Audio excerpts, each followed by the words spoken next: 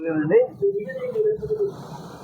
ఈ సమాజానికి అత్యంత ముఖ్యమైనది ప్రతి నిత్యం ప్రతి మానవుడికి ప్రతి ఆలోచనని బట్టి మన మైండ్లో 5 రకాల ద్రవాలు ఉత్పత్తి అవుతున్నాయండి.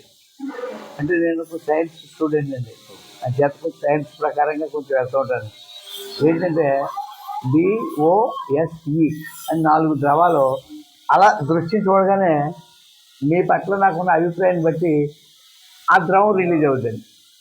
D అంటే డోపమైన్, O అంటే ఆక్సిటోసిన్, S అంటే సెరోటోనిన్, E అంటే ఎండార్ఫిన్. ఈ ద్రవాల యొక్క పరిస్థితుల వల్లే ఈ థైరాయిడ్ గ్లైండ్, థామస్ గ్లైండ్, ఫీనల్ పిట్యూటరీ గ్లైండ్, ఎడ్రినలిన్ గ్లైండ్ అన్ని గ్రంథులన్నీ కూడా సమతుల్యంగా పనిచేస్తాయండి. ఈ గ్రంథులు సమతుల్యం మనం చూసి దాన్ని బట్టి మన గ్రంథి మిమ్మల్ని చూసి కోపం వచ్చిందనుకోండి, బీపీ అటాక్ అవుతుంది. మిమ్మల్ని చూసి రెడ్డి గారు మంచి స్టైల్గా ఉన్నారా, ఆయన బాబు తీర్చిపడ్డా అనుకోండి, షుగరు, అనారోగ్యం. ఈ యొక్క మనస్తత్వాన్ని వెంటనే ఇది రియాక్ట్ చేస్తాయి. అటువంటి చూపు ద్వారా మన మనస్తత్వాన్ని సరిచేయడం కోసము బయట ఏమీ లేదండి. ఎన్ని అభిషేకాలు చేయించినా మీరు ఎన్నో కోట్లు ఖర్చు పెట్టి ఇవన్నీ కట్టించారు, మనశ్శాంతి అవుతుంది, గ్రామం బాగుంది, శాంతిగా ఉంది. కానీ లోపల ప్రతి ఒక్కరు కూడా ఆరోగ్యంగా లేరు. అందరూ భాగ్యవంతులుగా ఉన్నారు, కానీ మహాభాగ్యవంతులుగా లేరు. మహాభాగ్యం అంటే ఆరోగ్యం అయ్యా. ఇది ఆరోగ్యానికి సంబంధించిన ధ్యానం అనేది. ఈ యొక్క చూపును బట్టి ఈ యొక్క ద్రవాలన్నీ కూడా సమతుల్యంగా రిలీజ్ అవుతాయి ధ్యానం చేయడం వల్ల. అప్పుడు ఏమవుతుంది, ఆ రెడ్డి గారు నమస్కారం అండి, మీ మీద ఏది రాసినప్పుడు ప్రేమ. ఆయన అంత చేసినప్పుడు మనం ఎంత చేయాలా? మానవుడు అన్ని కోట్లు ఖర్చు పెట్టి అంత పేరు సంపాదించి అంత చేశారంటే మన వంతు మనం ఏం చేస్తున్నాం?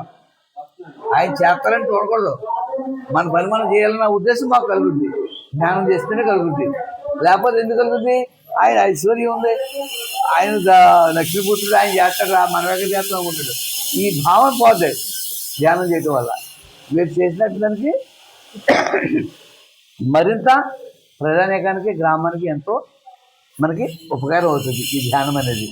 అందుచేత ప్రతి నిత్యం కూడా తమరు ఏం చేస్తుంది? ఏమీ లేదు దీంట్లో, మామూలే. మీకు ఊళ్ళోకి వెళ్ళారు, మీరు ధ్యాన ధర్మాలు మీ చేతికి అడ్లేదు. మరింత ఈ స్థాయి నుంచి ఉన్నతమైన స్థాయికి మీరు ఇంకా చేసి ఇతరులకు ఆదర్శప్రాయంగా మేము అయితే రెడ్డిగా బ్రతకాలరా అన్న టైప్లో మీ జీవితం మారుతుంది. అయ్యా, మనకు కావాల్సింది అదే కదా. మన శరీరానికి మరణం ఉంది, మన ఆత్మకు మరణం లేదు, భగవద్గీత చెప్తుంది. అలాగే మన శరీరం ఉండదు. మనం కట్టించిన గుళ్ళు కొన్ని 100 సంవత్సరాలు ఉంటాయి. మీ మనవలో, ముద్దు మనవలో, మీ శ్రేయోభిలాషులు అందరూ కూడా మనల్ని ఎప్పుడు గుర్తుంచుకునే విధంగా మన జీవితం హాయిగా నడుస్తుంది. అనారోగ్యం రాదండి, ముందు ఆసుపత్రి బాగా అవ్వకలేదండి. మానసికమైనటువంటి అనారోగ్యం ఉండదు, శారీరక అనారోగ్యం ఉండదు, సమాజంలో అనారోగ్యం ఉండదు. ధ్యానం అనేది అంత ఇంపార్టెంట్ సార్. ప్రతి నిత్యం కూడా మీరు ఏదో టైంలో, ఏ టైం అయినా ధ్యానం మంచిదే. ఇలా కూర్చుని ధ్యానం చేయండి. ఇలా 2 చేతులు పెట్టుకుని హాయిగా 2 కళ్ళు మూసుకోండి సార్. శ్వాస మీద ధ్యాస, లోపలికి వెళ్ళే శ్వాస, బయటకు వచ్చే శ్వాసని అబ్జర్వ్ చేయండి అంతే. మనం పరిగెట్టుకుని చేయక్కర్లేదు సార్. అంటే ఆలోచనలు